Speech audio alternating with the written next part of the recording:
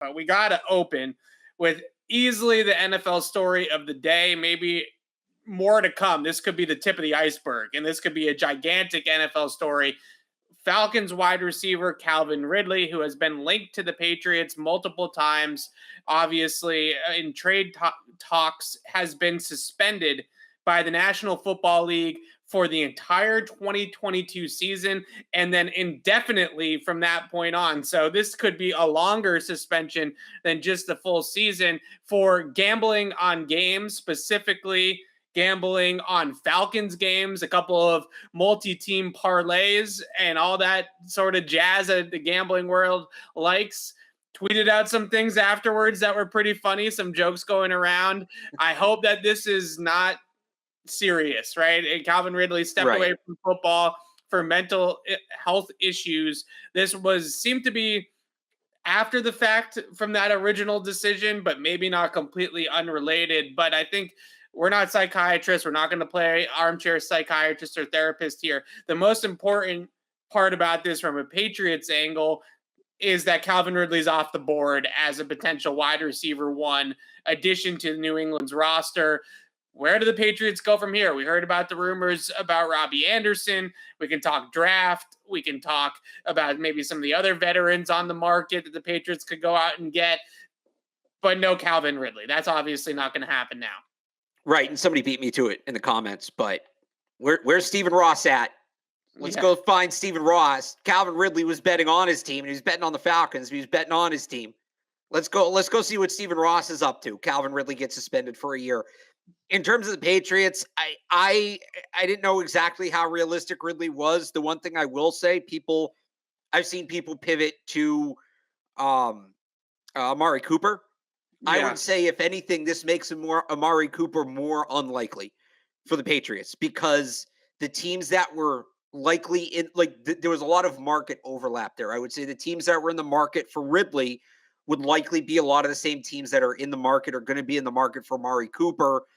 The difference is Cooper's a free agent. The Patriots don't have a ton of cap space to work with. So this, marginally, maybe not a ton, but this only is going to make Amari Cooper now more expensive on the open market. So I never thought Cooper was realistic to begin with. But if there was any chance of that happening, I mean, this just tips the scales even further away, I think, from Cooper coming to New England. So now you are really looking at Robbie Anderson, or I think you're looking at the draft. But the other news of the last couple days in regard to J.C. Jackson, which I believe we touched on last time we were on, that it sounds like he's on his way out. I don't, if Andrew Booth is sitting there at 21, if Trent McDuffie's sitting there at 21, if Kaiir Elam possibly at 21, right? I don't think you can pass on one of those guys for a wide receiver when you already have Nelson Agholor at least there capable. So, yeah, I think Ridley kind of felt like it made a lot of sense. You didn't have to give up a ton to get him. He was going to give you exactly what you need. Seemed too good to be true. Well, things that seem too good to be true usually are, right? You beat me to that punchline there. So that's kind of my big takeaway from all of it. No Allen Robinson in the chat there. I'm just so far out on Allen Robinson. I'm pretty much with you on this one. He made so much sense on top of the fact of his skill set fitting in nicely with what the Patriots needed. The $11 million cap hit next year made a lot of sense because that's not a ton of money. We're not talking about going out and paying Amari Cooper $16 million or paying Allen Robinson top of the market free agent money. It was a reasonable ask for Calvin Ridley. Unfortunately, now that's off the board. I've seen a lot of people pivot to Amari Cooper as well. I'm going to say this. I don't think that Amari Cooper is even a realistic possibility here in New England. I think that he's somebody, once released, is going to be worth more than, I would say, $16 million on the open market as a free agent. And the Patriots are not going to play in that type of game, this free agency. They're not going to go for any of those types of guys. And you also look at the fact that in this free agency class, out in Charger land, they're thinking about tagging Mike Williams. So that's another guy that's potentially off the board. I think the Bucs are probably going to tag Chris Godwin before the deadline.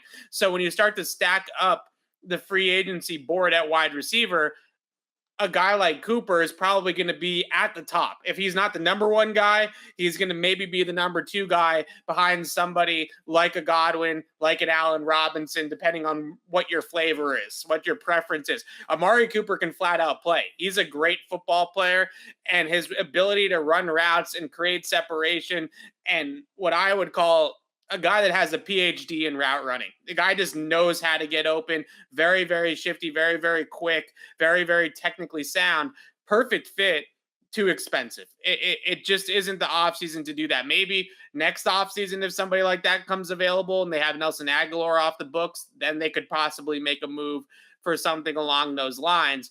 But Calvin Ridley's off the board. I don't think that any of these other big names like Amari Cooper that's been thrown out there is necessarily going to make any sense. So then we turn to the draft, which is where we've been at for a while here on Patriots Beat, at least. We've been talking a lot about these guys in the draft, and it does feel like the best way to go about this. And I think the bummer is, if you're a Patriots fan, is that they don't have tons of success drafting receivers at the top of the draft, right? This is not an area that they've invested in a whole lot of to begin with at the top of the draft, but it's also not a place that they've had a ton of success with. So the easiest thing always, when you have a position of need, we could even look at corner and say, well, the easiest thing to replace J.C. Jackson is a draft Ka'ir Elam, and the beat goes on, right? We can do that across the board. Unfortunately, wide receiver, not a position that they typically hit on, but from a cost perspective, from just the way that the salaries stack up on their roster, it just feels like the draft, if you're going to try to get one of those number one guys, that's where we're at. I just can't imagine the Patriots at this point in time paying Amari Cooper, paying Mike Williams, paying Allen Robinson, or whoever you want to insert big name free agent X here. Yeah. I mean, I saw some people bring up Brandon Cook's name. I mean, maybe if there's a trade there, you figure something out with him. Yeah.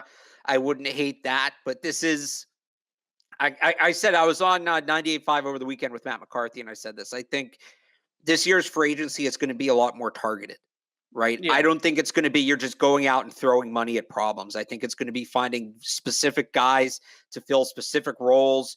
I think their free agency, you're going to look at the offensive line. I think you're going to look at maybe a third down running back. I think you look at maybe some depth in the secondary. I don't know about top end.